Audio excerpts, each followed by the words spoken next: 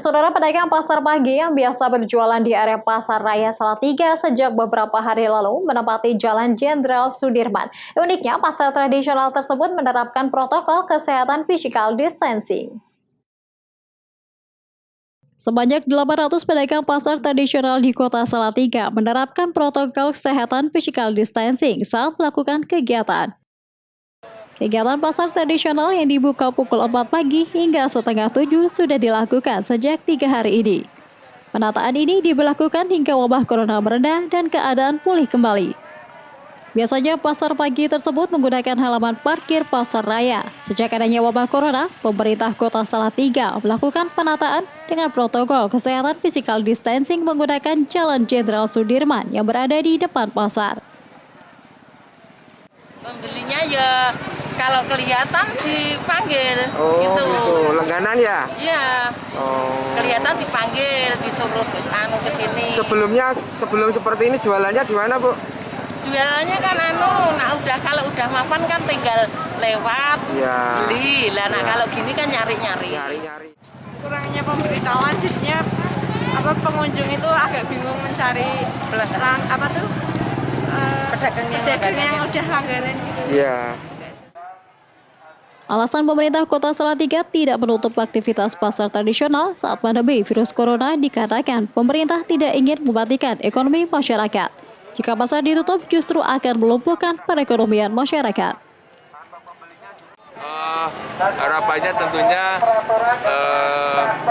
saya mengajak kepada seluruh para pedagang untuk mentaati protokol-protokol yang sudah ditentukan.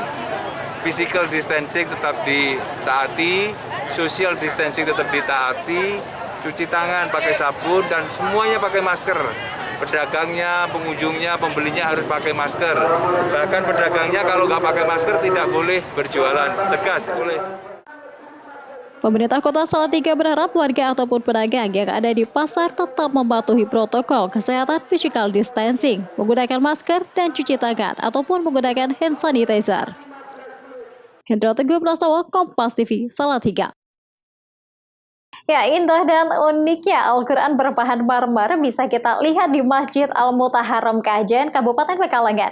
Kitab suci umat Islam ini dibuat secara manual oleh seorang perajin kaligrafi menggunakan bahan marmer khusus dari Italia dan sebagian lainnya juga marmer dari dalam negeri. Al-Quran marmer ini kerap menjadi tujuan wisata warga usai sholat dari masjid. Kira-kira seperti apa, dan saudara, berikut ini liputannya untuk Anda.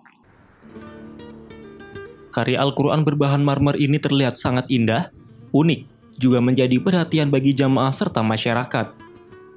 Lembaran-lembaran ayat Al-Quran dalam ukuran besar di lembaran-lembaran batu marmer alam terbajang di sayap kanan Masjid Al-Muhtaram, sebelah barat alun-alun Kabupaten Pekalongan.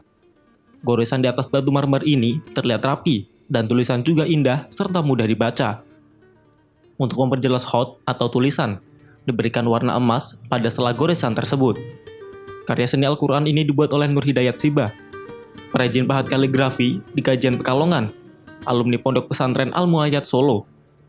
Mushaf Al-Quran ini dibuat oleh alumni IAIN Sunan Kalijaga Yogyakarta, Fakultas Syariah jurusan Tafsir Hadis ini sejak tahun 2011. Hingga kini baru terbuat dan dipajang 12 juz dari total 30 juz. Hal ini dikarenakan kendala bahan baku dan biaya. Lembaran-lembaran batuan tersebut berukuran 60 x 90 cm dengan ketebalan rata-rata sekitar 2 cm. Marmer yang digunakan kualitas bagus. Didatangkan dari Italia dan sebagian juga dari berbagai daerah di Indonesia, seperti Tulungagung dan Makassar. Nur Hidayat Sibah, perajin pahat kaligrafi ini menyebutkan, membuat lembaran Al-Quran dengan batu marmer alami ini seperti karya seni yang lainnya. Masih tergantung mood atau suasana hati. Selama mengerjakan, harus dalam keadaan suci atau berwudu, dan dilakukan usai sholat berjamaah di masjid utama kota santri ini. Karya ini diharapkan menjadi salah satu karya monumental dirinya sebagai umat Islam. 11 jadi bulan Januari itu mulai saya mengerjakan pembuatan Al-Quran marmer dengan tujuan yaitu agar Al-Quran ini lebih abadi. Terus kemudian sampai sekarang sudah berapa lembar ini ya? Kalau sampai hari ini yang ada di kiri kanan saya ini di masjid ini yang terpajang 8 juz, tapi yang di bengkel di rumah itu sudah mencapai juz 12. Awalnya, ia membawa sendiri pembuatan mushaf Al-Quran ini.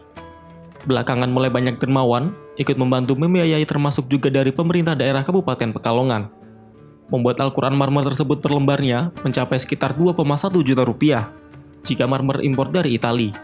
Namun, jika dari dalam negeri seperti Tulungagung dan Makassar, membutuhkan biaya 1,7 juta rupiah. Jadi total biaya untuk membuat 30 juz Al-Quran marmer ini menelan biaya lebih dari 1 miliar rupiah. Di bulan suci Ramadan, Al-Quran berbahan marmer ini menjadi perhatian masyarakat usai menunaikan sholat di masjid tersebut.